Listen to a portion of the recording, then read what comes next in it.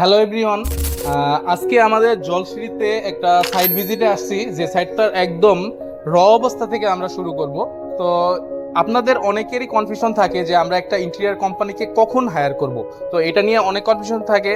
অনেকে আপনারা দেখেন প্রজেক্ট কমপ্লিট হওয়ার পরে আমাদেরকে ইনভাইট করেন, আবার অনেকে প্রজেক্টের মাঝামাঝি অবস্থায় আমাদেরকে বলেন। কিন্তু আসলে কোন সময় অ্যাকচুয়ালি সঠিক সময় একটা ইন্টেরিয়ার কোম্পানিকে হায়ার করা, আজকে আপনাদের সাথে সেটাই শেয়ার করব।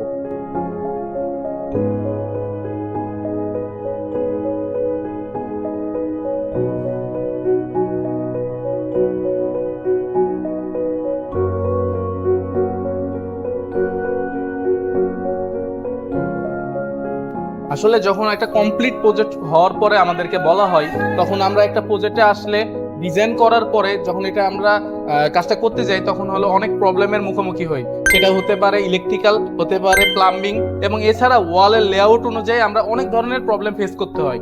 যদি আপনার প্রজেক্ট একদম অবস্থায় আমাদেরকে বলা হয়, বা প্রথমেই যদি আমরা আসি, তাহলে যেটা হয়, এক্সটেরিয়র লেআউট ঠিক রেখে ইন্টেরিয়রের মধ্যে আপনাদের ফ্যামিলি মেম্বারের এজ, জেন্ডার, এইগুলোর উপর ডিপেন্ড করে, আপনাদের চয়েসের উপর ডিপেন্ড করে ফার্স্ট আপনাদের ফার্নিচার লেআউট এবং রুম লেআউটটা কমপ্লিট করা হয়।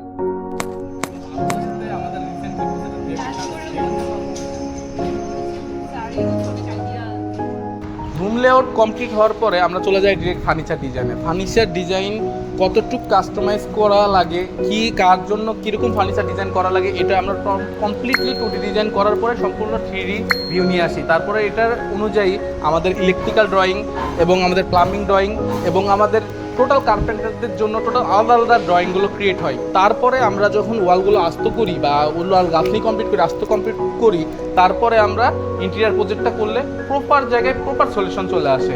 এছাড়াও আমাদের ফ্লোর সিলেকশন, টাইলস সিলেকশন এবং আমাদের সিলিংয়ের জন্য প্রত্যেকটা স্পেস পারফেক্টলি আমরা ডিজাইন করতে পারি। এই জন্যই আপনার প্রজেক্টের ইনিশিয়াল ফেজেই যদি আমাদের কোম্পানির সাথে যোগাযোগ করেন, তাহলে সেটা আপনার প্রজেক্টের জন্য বেস্ট ডিসিশন হবে। ধন্যবাদ।